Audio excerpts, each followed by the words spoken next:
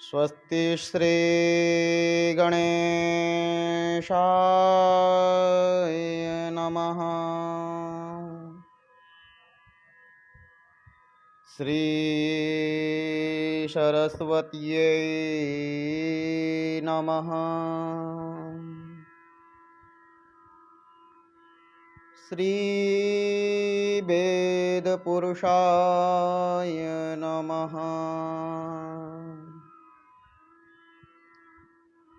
श्री गुरुभ्यो नमः। श्री माता पितृचरणकमलेभ्यो नमः। श्रीमन्नारायणाय नमः।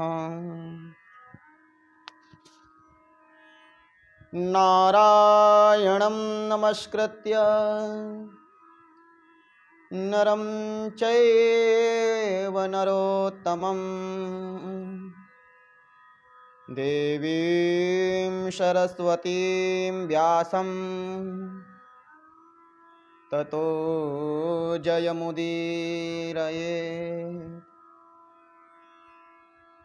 शुक्लांबरधरं देवं शशिवर्णं चतुर्भुजं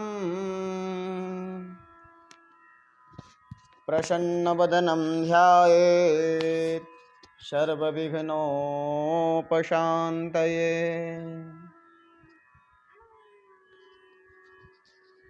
नमो ब्रह्मण्यदेवाय गो ब्राह्मणहिताय च जगद्धिताय कृष्णाय गोविन्दाय नमो नमः।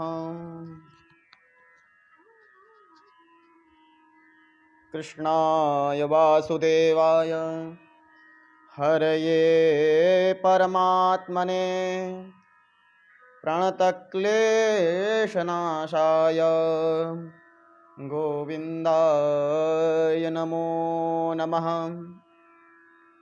वसुदेवसुतं देवं कंसचाणूरमर्दनं देवकी परमानन्दं कृष्णं वन्दे जगद्गुरुम्। अखण्डमण्डलाकारं व्याप्तं येन चराचरं तत्पदं दर्शितं येन तस्मै श्रीगुरवे नमः। श्रुतिस्मृतिपुराणानाम् आलयं करुणालयं नमामि भगवत्पादं शङ्करं लोकशङ्करं। शङ्करं शङ्कराचार्यं केशवं बादरायणं सूत्रभाष्यकृतौ वन्दे भगवन्तौ पुनः पुनः भगवन्तौ पुनः पुनः। जय जय श्री राधा रमण जय जय नवल किशोर जय गोपी चितचोर प्रभु जय जय माखन चोर।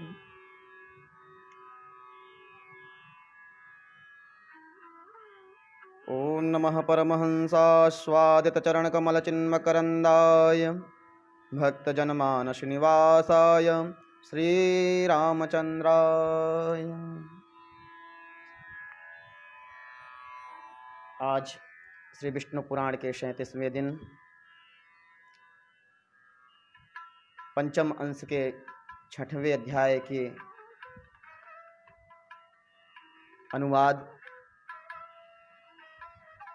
हम लोग सुनेंगे। उसके पूर्व आइए सर्वप्रथम लॉकडाउन का समय चल रहा है, इसमें भक्ति के जो मार्ग बताए गए हैं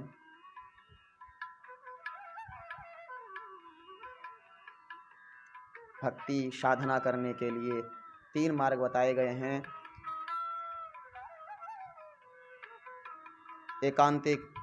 एकांत में और परमैकांतिक जो साधना है वह अद्भुत है।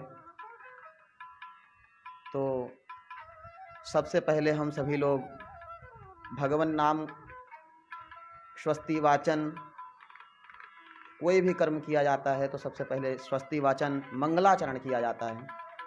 मंगलाचरण, मंगल आचरण करने वाला, सभी का मंगल करने वाला वह मंगलाचरण, और अपना कल्याण और प्राणी मात्र का कल्याण करने वाला भगवान नाम। तो आइए सबसे पहले भगवान नाम सुनते हैं।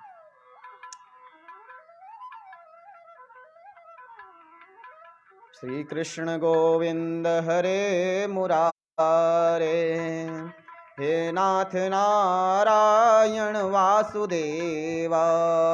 श्री कृष्ण गोविंद हरे मुरारे, हे नाथ नारायण वासुदेवा।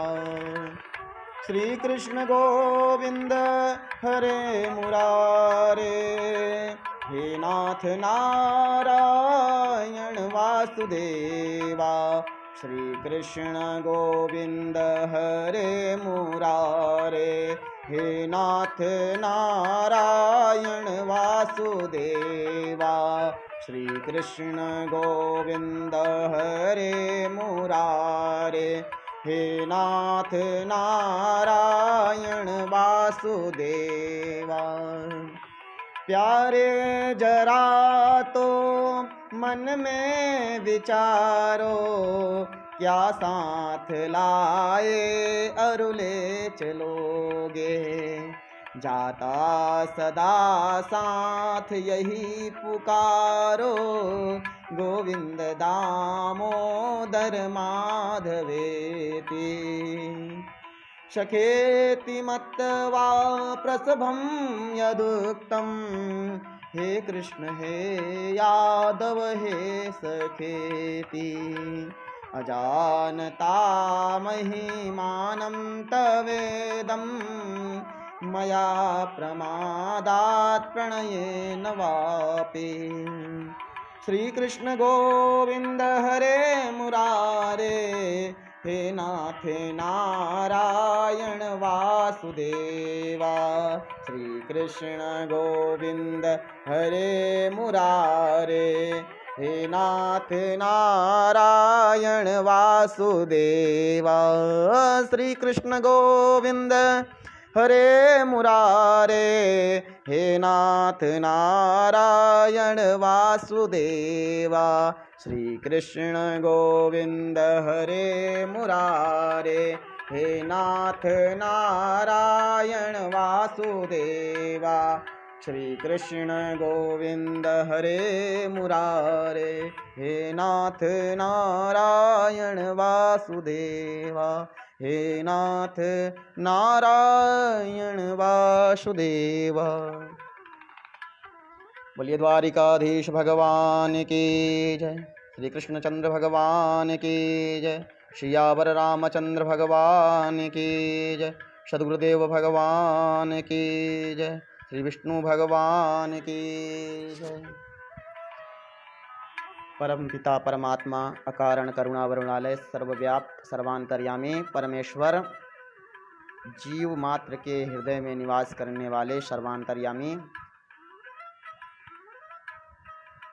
श्री भगवान श्री कृष्ण को प्रणाम करते हुए आज 37वें दिन श्री विष्णु पुराण प्रारंभ करने से पूर्व आइए आज हम सभी लोग भगवान गुरु के एक शिष्य हैं सुतीक्ष्ण, जो गुरु से शिक्षा दीक्षा प्राप्त कर, विद्या प्राप्त कर उनसे दक्षिणा लेने की आग्रह करते हैं।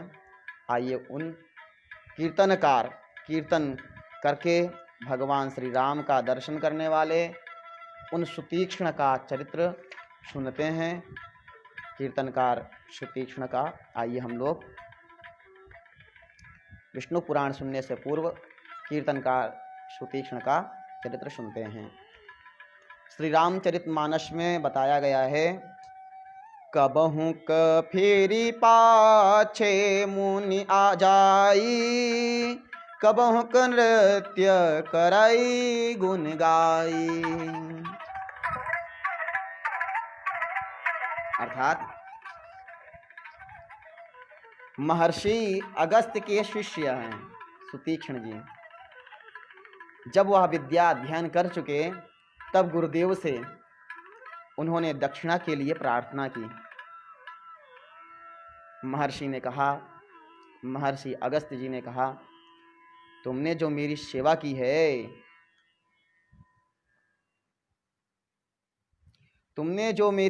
की है, वह बहुत बड़ी दक्षिणा है।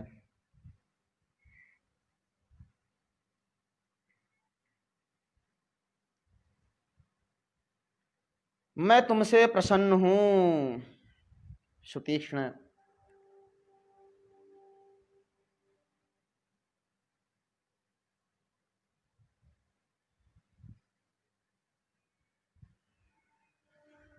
अगस्त्य के शिष्य हैं सुतीक्ष्ण जी। वे कह रहे हैं कि मैं आपकी सेवा से बहुत प्रसन्न हूं, और किंतु सुतीक्ष्ण को गुरुदेव की कुछ सेवा किए बिना संतोष नहीं था। वे बार बार आग्रह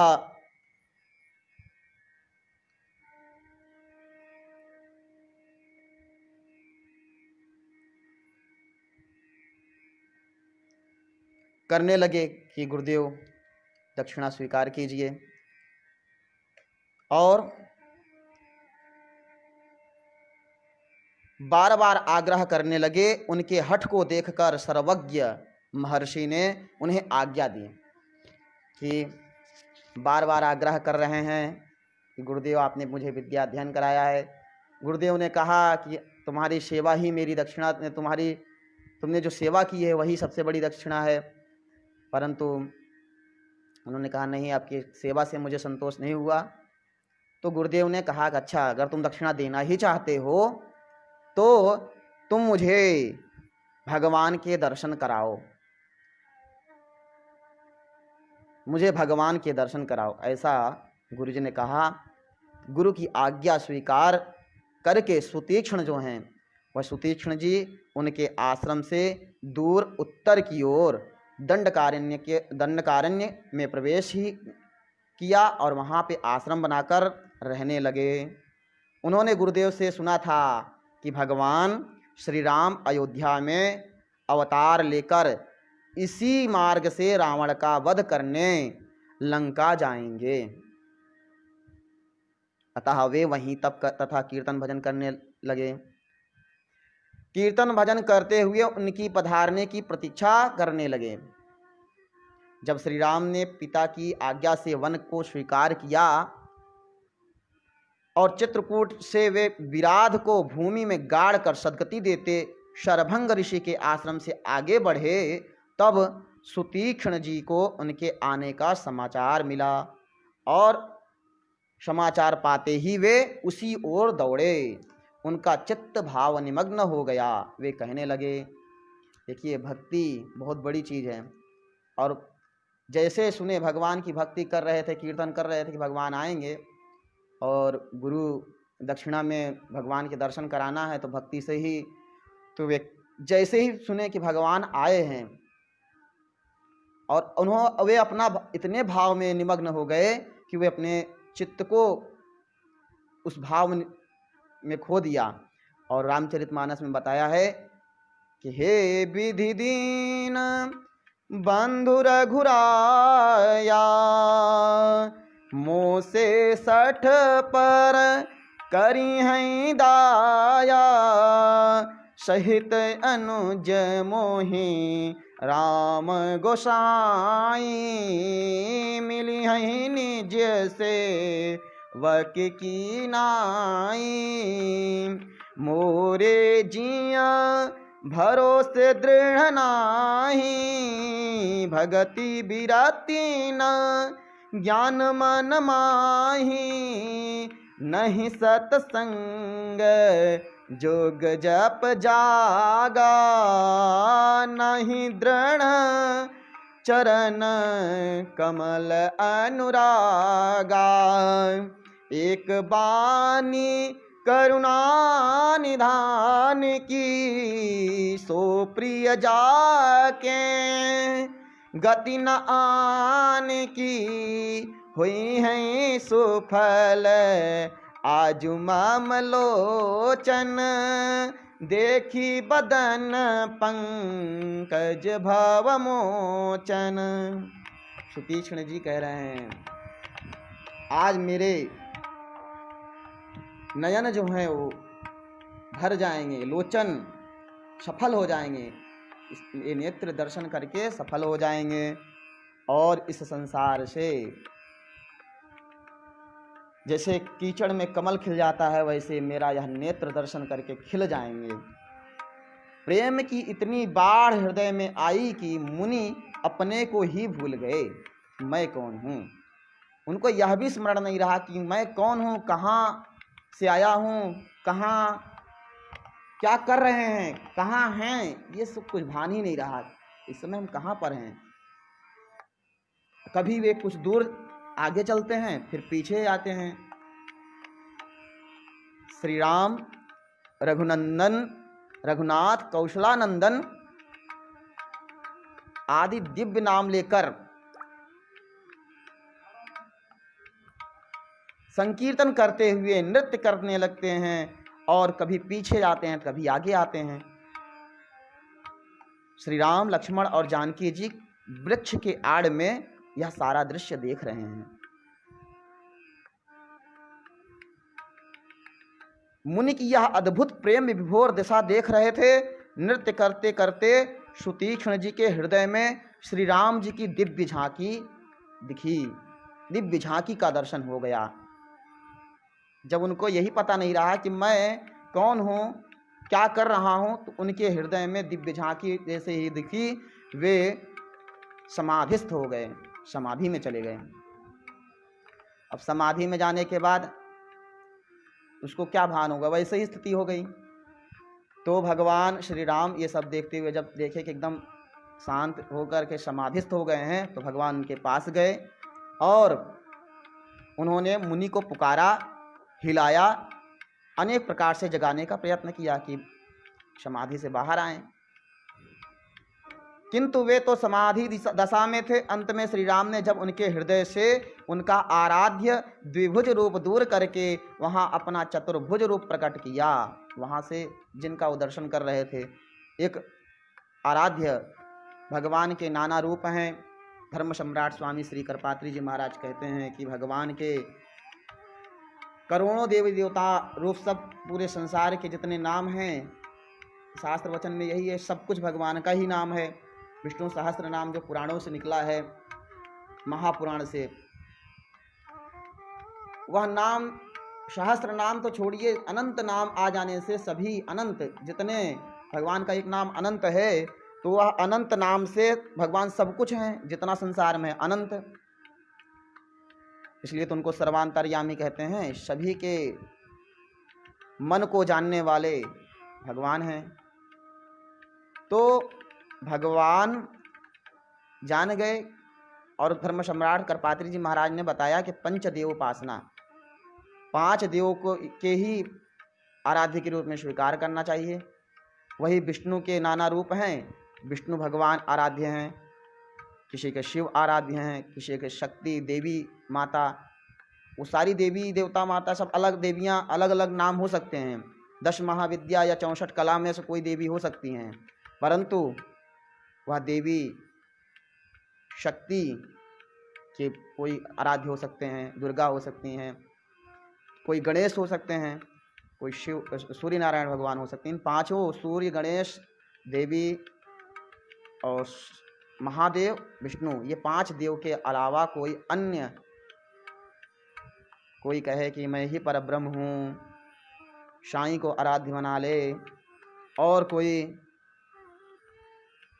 आज के जिनके पास न शास्त्र है न कुछ है, वेद विरुद्ध कार्य जो करता है उन्हीं को आराध्य बना ले, ऐसे का आराध्य नहीं हो सकते। आराध्य तो भगवान ही हो सकते हैं। तो उन्हीं भगवान का आराधना करते करते, झांकी दिव्य झांकी का दर्शन करते करते सुतीक्ष्ण जी के हृदय से वह द्विभुज वाले भगवान आराधन के हट करके चतुर्भुज रूप आ गए। उनको आश्चर्य हुआ और वह चतुर्भुज प्रकट होते ही मुनि व्याकुल होकर नेत्र खोल दिए, और नेत्र खुलते ही अपने सम्मुख श्री जानकी जी तथा लक्ष्मण सहित श्री राम को देखकर वे प्रभु के चरणों में गिर पड़े। श्री रघुनाथ जी ने दोनों हाथों से उठाकर उन्हें हृदय से लगा लिया। सुतीक्ष्ण जी बड़े आदर से श्री राम को अपने आश्रम पर ले आए। वहां उन्होंने प्रभु की पूजा की, कंद मूल फल से उनका सत्कार किया और उनकी स्तुति की। श्री राम ने उन्हें वरदान दिया। अविरल भगति ज्ञान विज्ञाना, होहु सकल गुण ज्ञान निधान। अविरल भक्ति, ज्ञान और विज्ञान सब हो, सकल गुण ज्ञान ये निधान, ये सब कुछ भगवान ने उनको वरदान दिया। कुछ दिन श्री राम मुनि से पूजित सत्कृत होकर उनके आश्रम में रहे। वहाँ से जब वे महर्षि अगस्त्य के पास जाने लगे, अगस्त्य जी ने ही तो दर्शन के लिए मांगा था, तब वहाँ कुछ दिन रहने के बाद भगवान अपने भाई लक्ष्मण और माता जानकी के साथ आगे जाने लगे। तब मुनि ने साथ चलने की अनुमति मांगी। अगस्त्य मुनि की ओर ही जब चलने लगे तो वे सुतीक्ष्ण जो थे उन्होंने साथ चलने की अनुमति मांगी।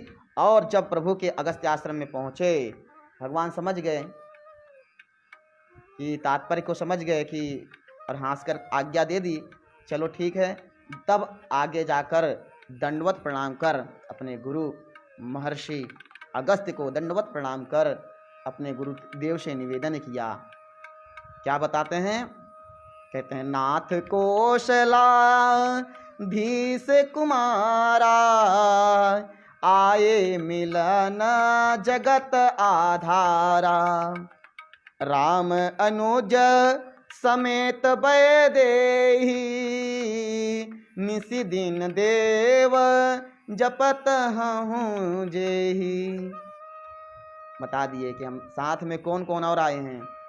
कौशलाधीश कुमार आए हैं, नाथ आए हैं मिलने को गुरुदेव की गुरु दक्षिणा के रूप में बता देते हुए। गुरु दक्षिणा में साक्षात भगवान के आगमन से इस प्रकार उनके द्वार पर सर्वेश्वर सर्वाधार श्री राम को लाकर खड़ा कर देने वाले सुतीक्ष्ण मुनि धन्य हैं, और धन्य है उनका भगवान नाम संकीर्तन। यह भक्ति के प्रताप गुरुदेव ने जैसा पूर्व बताया, भगवान अवतार लेंगे और भगवान की भक्ति के करने वाले सुतीक्ष्ण जी वे धन्य हैं। उनको प्रणाम, सभी को प्रणाम करते हुए आइए हम सभी लोग अब श्री विष्णु पुराण की लीला सुनते हैं। भगवान पूतना का वध कर चुके हैं, पूतना का उद्धार कर दिया है। कल आप लोगों ने सुना, कई भाव सुने कि भगवान ने आंखें क्यों मूंद ली। अब जब वह पूतना को, नंद बाबा पूतना का उद्धार होने के बाद नंद बाबा भगवान से प्रार्थना करते हैं सर्वेश्वर से कि हर तरह से सारा उनका झाड़ फूंक कर लेते हैं। उसके बाद छोटे से भगवान को अपने बैल से लगे हुए जो शकट था, बैलगाड़ी थी, उसके नीचे भगवान को लिटा दिए। और भगवान छोटे से हैं और भगवान रोते रोते जान गए। उसमें एक शकटासुर नाम का दैत्य आ गया था, उसमें बैठ गया था। भगवान रोते रोते उसको लात से मारते हैं। आइए हम लोग सुनते हैं, उसका उद्धार कर देते हैं। छोटे से हैं, ये सब बाल लीलाएं हैं, सुनते हैं। श्री पराशर जी बोले, कदाचित् शकटस्याधस् शयानो मधुसूदनः चिक्षेप चरणाऊर्ध्वं स्तन्यार्थी प्ररुरोधः। एक दिन छकड़े के नीचे सोए हुए मधुसूदन ने दूध के लिए रोते रोते ऊपर को लात मारी। इसमें लिखा है कि दूध के लिए रोते रोते भगवान लीला कुछ और कर रहे हैं, उद्धार कर रहे हैं शकटासुर का। और जीव को, संसारिक लोगों को दिख रहा है कि रोतने के लिए भगवान लात मार रहे हैं। उनकी लात लगते ही वह छकड़ा लौट गया, पलट गया। छकड़ा लौट गया, छकड़ा में रहने वाला छकड़ासुर लौट गया। उसमें रखे हुए कुंभ और भांड जो राजा को जो खेती होती थी, जो उपलब्ध होता था धन, कुछ न कुछ कर देना पड़ता था, टैक्स देना पड़ता था राजा को, वह राजा को दे करके लौटे थे और उसी के नीचे भगवान को लेटाए। तो एक दिन रोते रोते, ऐसे संसारिक लोगों को लगता है कि भगवान रोते रोते लात मारे और वह पलट गया और जो सामान रखा था वह बिखर गया, उलट जा पड़ा।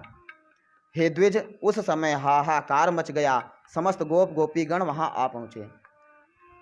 सोचने योग्य बात है कि भगवान छोटे से हैं और भगवान के लात मारने से उतना बड़ा छकड़ा जिसमें सामग्री रखा है, जीव मात्र तो हिला भी नहीं सकता है, और भगवान के चरण स्पर्श होते ही वह पलट गया। उसके पलटते ही आवाज़ हुई तो आसपास के गोपगण, गोप गोपीगण वहां आ पहुँचे। उस बालक को उतान सोए हुए देखा। छकड़ासुर को मारकर भगवान उतान हो गए थे। और तब गोपगण पूछने लगे। श्रीमद् भागवत में छकड़ासुर का वर्णन वहाँ पर है। यहाँ पर तो इस तरह लिखा है कि उतान सोए हुए हैं पलट करके, उसमें जो कुंभ घड़ा इत्यादि रखा था वह सब फूट गया है।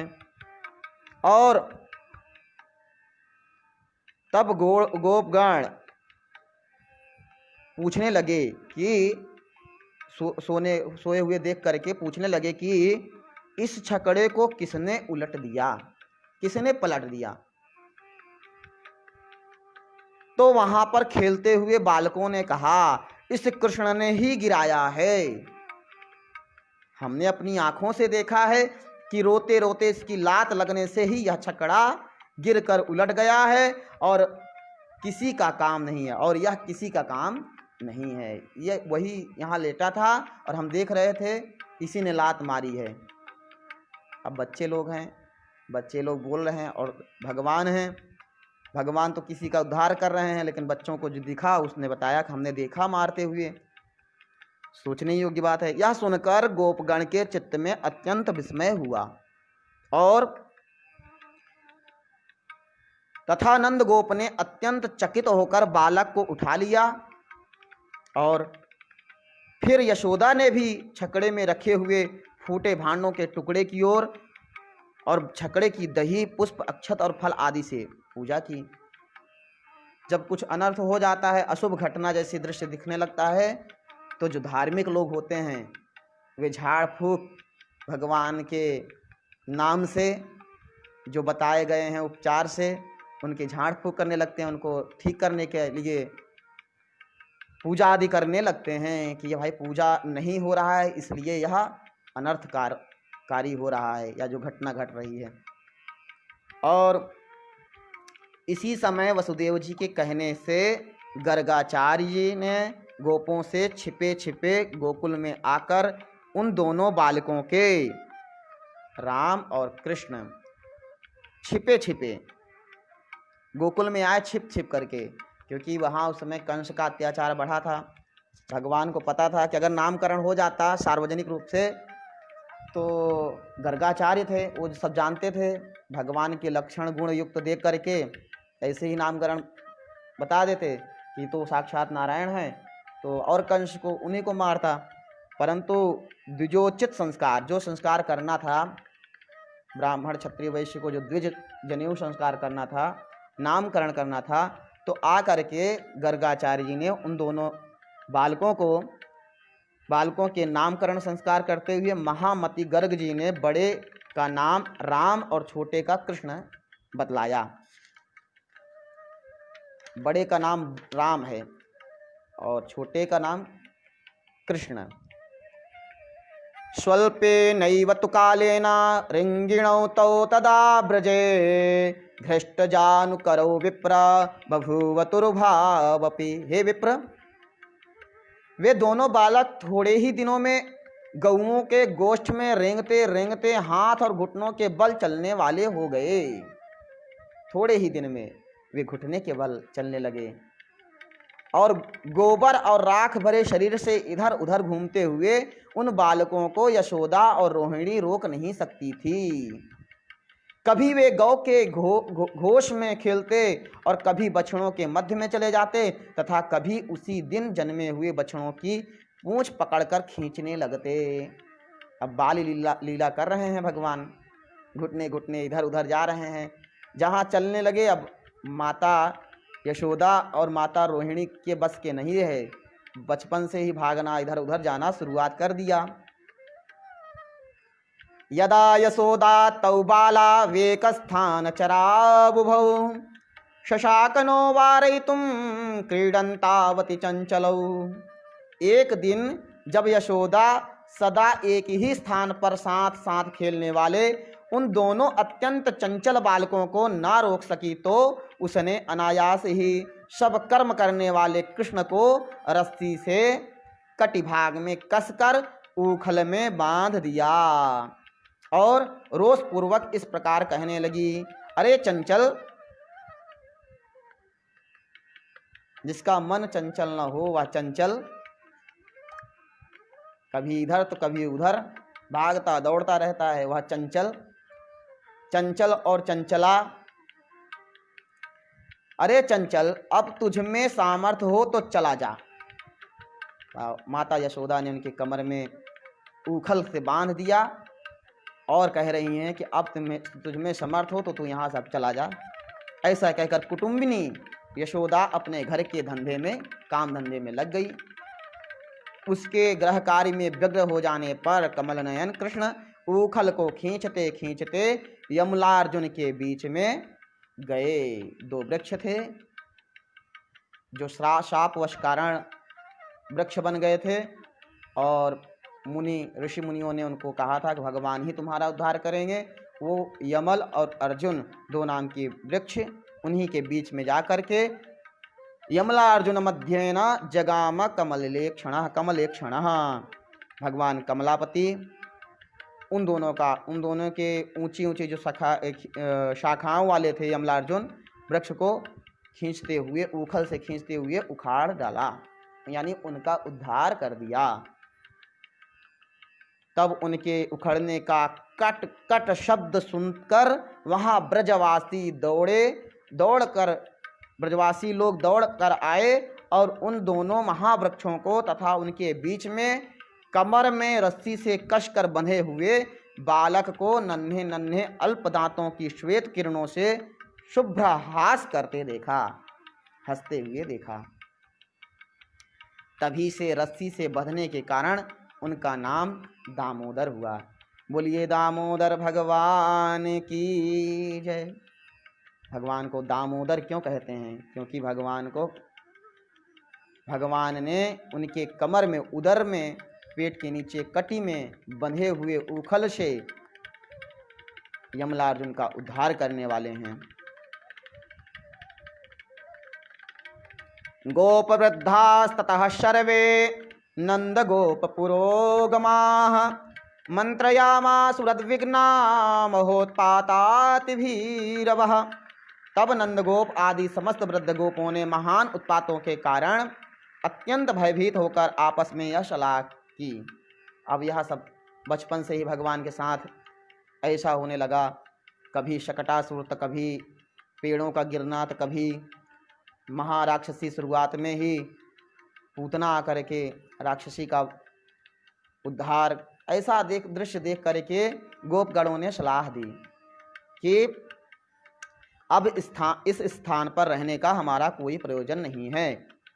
डर गए कि यहाँ कुछ न कुछ आए दिन कुछ न कुछ हो रहा है और ऐसी वैसी घटना हो रही, कभी बच्चों दब जाएं, मर जाएं, ऐसा अनिष्ट वस्तु अनिष्ट काल समझकर उस स्थान को छोड़ने के लिए सलाह देते हैं।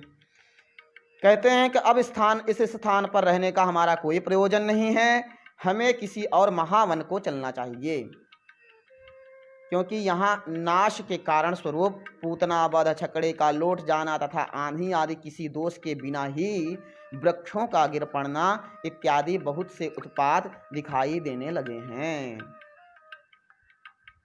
अतः जब तक कोई भूमि संबंधी महान उत्पात ब्रज को नष्ट न करे तब तक शीघ्र ही हम लोग इस स्थान से वृंदावन को चलें। अब गोकुल से वृंदावन की ओर प्रस्थान करते हैं। इस प्रकार वे समस्त ब्रजवासी चलने का विचार कर अपने अपने कुटुंब के लोगों से कहने लगे, शीघ्र ही चलो, देरी मत करो। और तब वे ब्रजवासी वत्सपाल दल बांधकर एक क्षण में ही छकड़ों और गऊओं के साथ उन्हें हाँकते हुए चल दिए। हे द्विज, वस्तुओं के अवशिष्टांशों से युक्त वह ब्रजभूमि क्षण भर में ही काक तथा भास आदि पक्षियों से व्याप्त हो गई। जहाँ से भगवान गए, जहाँ पर लोग रहते हैं, वहाँ बढ़िया वातावरण बना रहता है, देखभाल करते हैं, साफ सफाई करते हैं, तो उस स्थान को देखने लायक रहता है। अब यदि कोई घर मकान बना करके उसमें रहे ही ना, उसमें जाले गंदगी लग जाते हैं, वह स्थान श्मशान के साथ के जैसा लगने लगता है। अगर मंदिर भी किसी ने निर्माण किया है और मंदिर में यदि पूजा पाठ नहीं होता है, तो वहाँ पर ध्यान नहीं देता है, कोई पुजारी नहीं रहता है, तो वहाँ पर भी भगवान की स्थापना हुई है, परंतु वहाँ यदि नहीं कोई है, भक्त नहीं है, पूजा करने वाले नहीं हैं, तो वह भी वहाँ पर भूत प्रेत आकर रहने लगते हैं। भगवान के जाते ही वह ब्रजभूमि क्षण भर में ही काक तथा भास आदि पक्षियों से व्याप्त हो गए और भगवान आकर के वृंदावन में अनेक लीलाएं करने लगे। तब लीला बिहारी भगवान कृष्ण ने गौओं की अभिवृद्धि की इच्छा से अपने शुद्ध चित्त से वृंदावन नित्य वृंदावन धाम का चिंतन किया। आइए हम भी अपने मन को वृंदावन की ओर ले चलते हैं। भगवान वृंदावन पहुंच गए हैं और वृंदावन में लीला करने लगे। वृंदावन धाम में नित्य वृंदावन धाम का चिंतन किया। इससे हे द्विजोत्तम अत्यंत रूक्ष ग्रीष्म काल में है, वहाँ वर्षा ऋतु के समान सब ओर नवीन दूब हो उत्पन्न हुई। जहाँ पर राधा रानी विराजमान हैं, जहाँ पर भगवान श्री कृष्ण विराजमान हैं, वहाँ पर पहुँचते ही, राधे कृष्ण के पहुँचते ही वह वृंदावन खिल उठी, वर्षा होने लगी, नए नए नित्य नूतन घास दूब उत्पन्न हो गई। आइए हम लोग भी थोड़ी देर भगवान नाम राधा नाम लेते हैं। यहाँ पर एक भजन है, रे मन ले चल वृंदावन, आप लोग सुने होंगे, सुन लीजिएगा। हम लोग तो राधा राधा कहते हैं क्योंकि वृंदावन धाम में भक्ति वहाँ पर निवास करने लगी। भक्ति वहाँ तरुणी हो गई, ज्ञान वैराग्य भक्ति सब लुप्त हो रहे थे, परंतु वो भक्ति कहती है मैं कहाँ नहीं गई। गुर्जरे जीर्णतांगता क्वचित क्वचिन महाराष्ट्रे, हाँ महाराष्ट्र गई, गुजरात में गई, चारों तरफ जाती है। तो वृंदावने पुनः प्राप्य नवीनेव स्वरूपिणी, वृंदावन जा कर के एकदम नवीन को प्राप्त होती है भक्ति। तो जहाँ पर भक्ति है वहीं पर ज्ञान वैराग्य उनके पुत्र, भक्ति होने से भगवान भी वहाँ पर रहते हैं। तो भगवान वास कर रहे हैं, वृंदावन पहुँच गए हैं। आइए हम सभी लोग 2-4 मिनट राधा का नाम लेते हैं।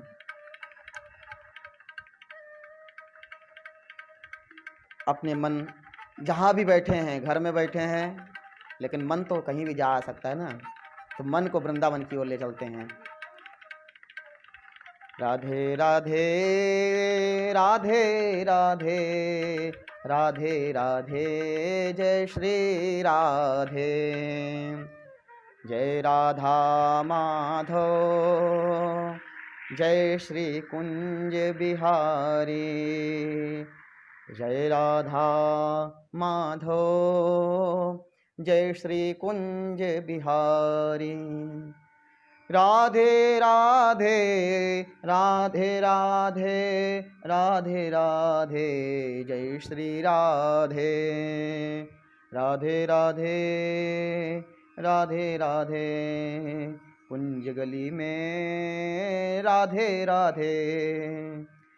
वृंदावन का कण कण बोले श्री राधा राधा, श्री राधा राधा, श्री राधा राधा, श्री राधा राधा, श्री राधा राधा, श्री राधा राधा, श्री राधा राधा।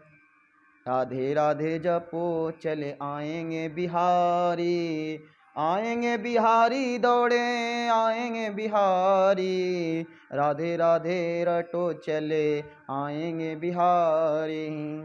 राधे राधे कहते रहना है। राधे राधे रटने से बिहारी कौन? वृंदावन बिहारी।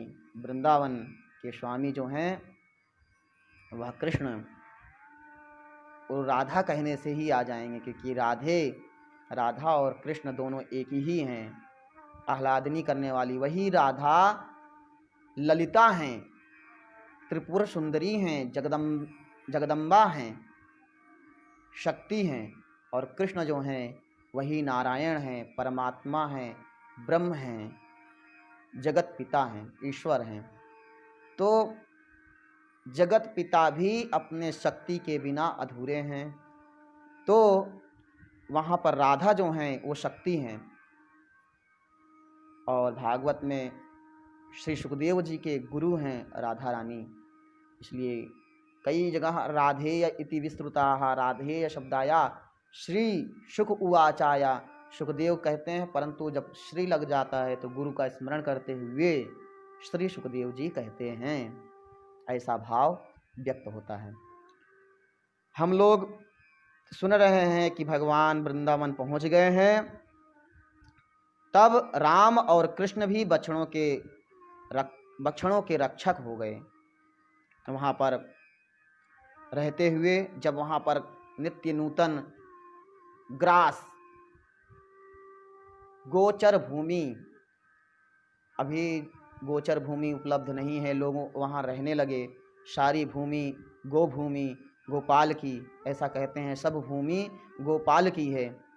तो अभी लोगों ने बड़ा बड़ा घर बना लिया। बारिश होने पर जब वह ग्रास यानी घास उत्पन्न होता था तो भगवान अर्धचंद्राकार चारों ओर छकड़ों की बाड़ लगाकर वे समस्त ब्रजवासी वृंदावन में रहने लगे। और राम और कृष्ण यानी बलराम और भगवान कृष्ण दोनों बछड़ों के रक्षक हो गए और एक स्थान पर रहकर गोष्ठ में बाल लीला करते हुए विचरने लगे। वे काक पक्षधारी दोनों बालक सिर पर मयूर पिच्छ का मुकुट धारण कर तथा वन्य पुष्पों के कर्ण भूषण पहन ग्वालोचित बंसी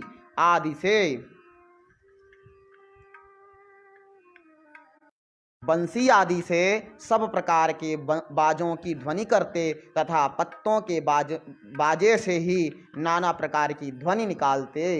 स्कंद के अंशभूत विशाख कुमार के समान हंसते और खेलते हुए उस महावन में विचरने लगे।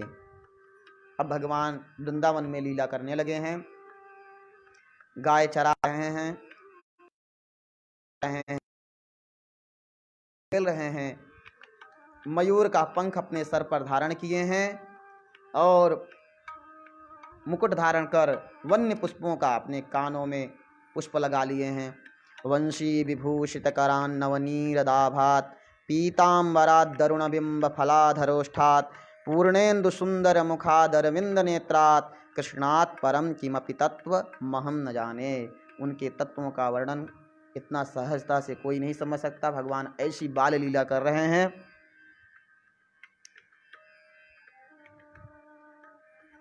शाख विशाख कुमार, दो कुमार हैं, शाख और विशाख, जो जिनके साथ भगवान हंसते और खेलते हैं, महावन में विचरते हैं। कभी एक दूसरे को अपने पीठ पर ले जाते तथा कभी अन्य ग्वाल वालों के साथ खेलते हुए वे बछड़ों को चराते, साथ साथ घूमते रहते। इस प्रकार उस महाव्रज में रहते रहते कुछ समय बीतने पर वे निखिल लोक पालक वत्सपाल 7 वर्ष के हो गए। भगवान अब 7 वर्ष के हो गए हैं। तब मेघ समूह से आकाश को आच्छादित करता हुआ तथा अतिशय वारी धाराओं से दिशाओं को एक रूप करता हुआ वर्षा काल आया। मेघों के स्वामी, देवताओं के स्वामी भगवान इंद्र, मेघनाद और मेघ वर्षा करने वाले इंद्र उस समय नवीन दुर्वा के बढ़ जाने और वीर बहुटियों से व्याप्त, वीर बहुटियों अर्थात इस एक प्रकार का लाल कीड़े जो वर्षा काल में उत्पन्न होते हैं, उन्हें शक्रगोप और वीर बहुटी कहते हैं, उनके व्याप्त हो जाने के कारण पृथ्वी पद्म राग विभूषिता मरकतमयी सी जान पड़ने लगी। लाल लाल कीड़े आ गए बारिश में, क्योंकि बारिश का आ गया समय। आकाश में मेघ समूह आच्छादित हो गया और अतिशय वारी धाराओं से, वारी धारा अर्थात जल के बारिश से, धारा से दिशाओं को एक रूप करता हुआ वर्षा काल हुआ। 10 दिशाओं, ऐसा मालूम होता था कि चारों तरफ से किसी ने प्रहार कर दिया हो। अटूट बारिश हुआ, बहुत बारिश हुआ। उस समय कीड़े आ गए लाल कीड़े से और मरकतमयी सी जान पड़ने लगे। जिस प्रकार नया धन पाकर दुष्ट पुरुषों का चित्त उत्संखल हो जाता है, उसी प्रकार नदियों का जल सब ओर अपना निर्दिष्ट मार्ग छोड़कर बहने लगा। उदाहरण दे रहे हैं, जिस प्रकार नया धन पाकर दुष्ट पुरुषों का चित्त उत्संखल हो जाता है। इसमें नहीं समझ में आएगा तो नदी जब अधिक पानी हो जाता है, नदी जब पूरा भर जाता है तो वह मार्ग अपना चुन लेती है। नदियों का जल सब ओर अपना निर्दिष्ट मार्ग, किधर जाना है, किधर बहाव है, वह मार्ग चुन लेती है। ऐसे ही दुष्ट लोग नया धन पा करके उनके पुरुषों का चित्त उत्संखल हो जाता है। मूर्ख मनुष्यों की धृष्टतापूर्ण उक्तियों से अच्छे वक्ता की वाणी भी मलिन पड़ जाती है। मूर्ख मनुष्य वह धृष्टतापूर्ण वक्तियों से ऐसी बात बोल देते हैं तो अच्छे वक्ता की वाणी भी मलिन पड़ जाती है। वैसे ही मलिन मेघों से आच्छादित रहने के कारण निर्मल चंद्रमा भी शोभाहीन हो गए। चंद्रमा तो कितने प्रकाशमान हैं ही, पर मेघ के आने जाने से दुष्टों की यहाँ उपाधि दी जा रही। दुष्टों का उपमा बता करके कि दुष्ट लोग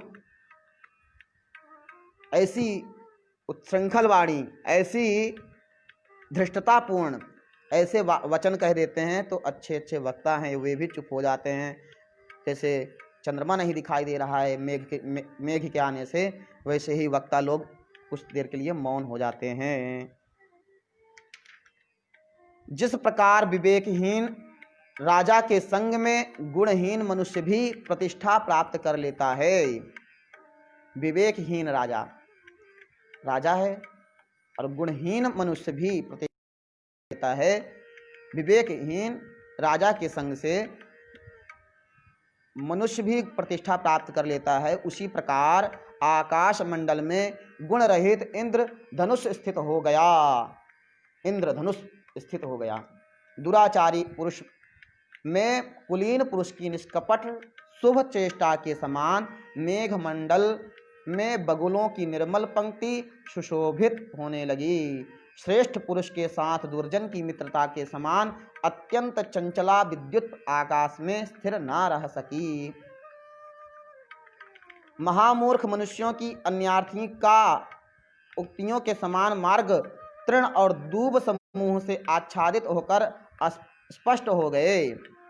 उस समय उन्मत्त मयूर और चातक गण से सुशोभित महावन में कृष्ण और राम प्रसन्नतापूर्वक गोप कुमारों के साथ विचरने लगे।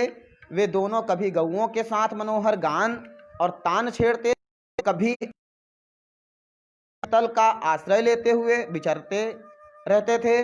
वे कभी तो कदम पुष्पों के हार से विचित्र वेश बना लेते और कभी मयूर पिच्छ की माला से सुशोभित होते और कभी नाना प्रकार की पर्वतीय धातुओं से अपने शरीर को लिप्त कर लेते। कभी कुछ झपकी लेने की इच्छा से पत्तों की सैया पर लेट जाते और कभी मेघ के गर्जने पर हा हा करके कोलाहल मचाने लगते।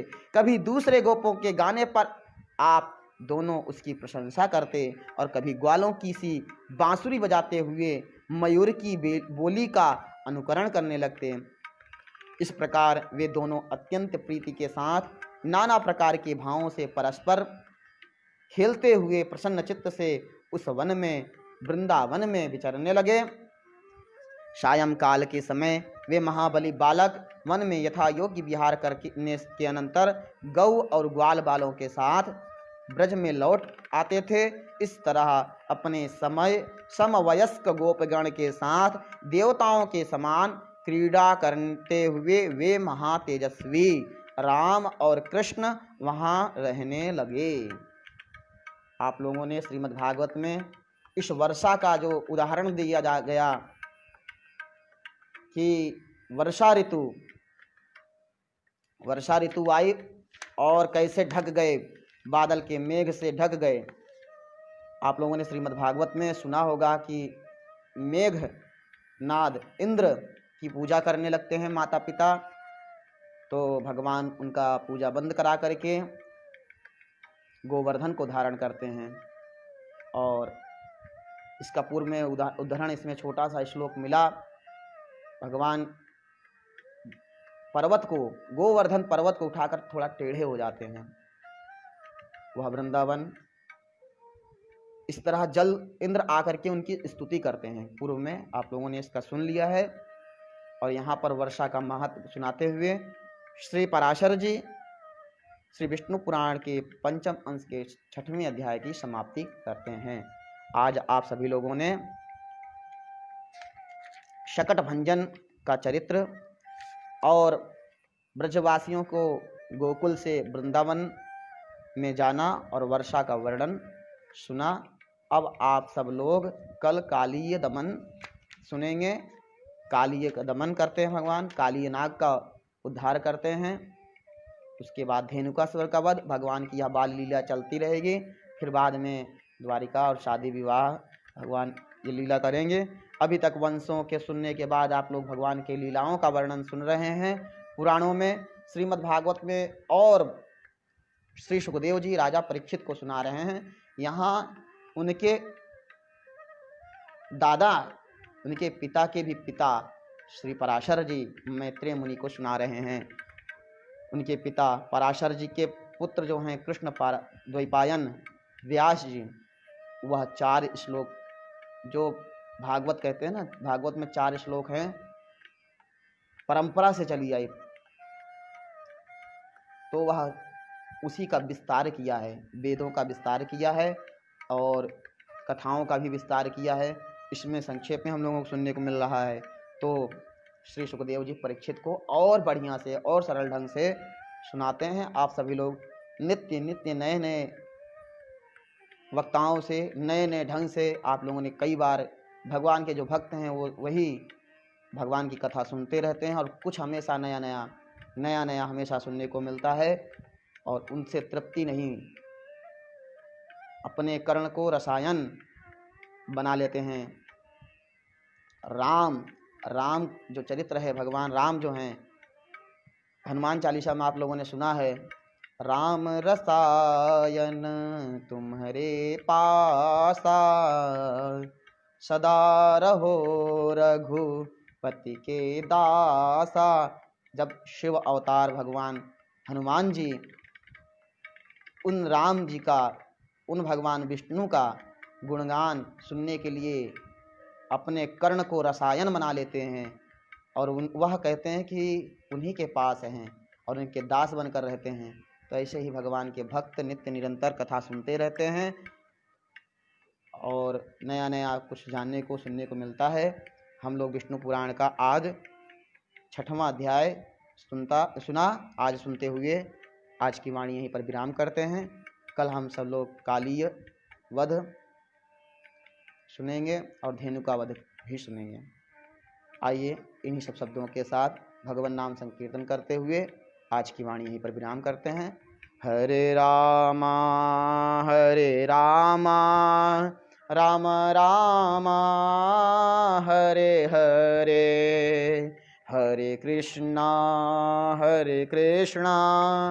कृष्णा कृष्णा हरे हरे, हरे राम राम राम हरे हरे, हरे कृष्णा कृष्णा कृष्णा हरे हरे, हरे राम राम राम हरे हरे, हरे कृष्णा कृष्णा कृष्णा हरे हरे, हरे राम राम राम हरे हरे। बोलिए कृष्ण कन्हैया लाल की जय। श्री द्वारिकाधीश भगवान की जय। गंगा मैया की जय। सियावर रामचंद्र भगवान की जय। पवन सुत हनुमान की जय। सब भक्तन की जय, सब संतन की जय। आज के आनंद की जय, सभी भक्तों की जय जय। जय जय श्री राधे, जय श्री कृष्णा। आज मने जुए से हमारा मित्र राहुल भाई पुरोहित, जय द्वारकाधीश राहुल भाई। और सुन रहे हैं शिवम उपाध्याय जी, शुरू से सुन रहे हैं शिवम भाई। जय श्री कृष्णा, राधे राधे। श्री राम पांडे जी सुन रहे हैं, वेदमूर्ति श्री राम पांडे जी, हर हर महादेव। शिवम उपाध्याय जी प्रणाम कर रहे हैं, जय हो। हिमांशु दवे जी सुन रहे हैं, हिमांशु भाई, जय द्वारकाधीश, जय सिया राम, राधे राधे। पंकज पांडे जी सुन रहे हैं, पंकज भाई, जय श्री कृष्णा, हर हर महादेव। जीतू यादव जी सुन रहे हैं, जय श्री कृष्णा, राधे राधे। जीतू भाई ने राधे राधे लिखा है। शिवानंद जी सुन रहे हैं, हर हर महादेव, जय गंगे, जय श्री राम, जय सिया राम। शिवानंद जी। सोनू मिश्रा जी सुन रहे हैं, जय श्री कृष्णा, जय श्री राधे। सोनू भाई, जय द्वारकाधीश। आशुतोष त्रिवेदी जी सुन रहे हैं, आशुतोष भाई, जय द्वारकाधीश, जय श्री कृष्णा, हर हर महादेव। और जो भी सुन रहे हैं सभी को जय श्री कृष्णा, जय श्री राधे। ठीक है, कल फिर मिलते हैं।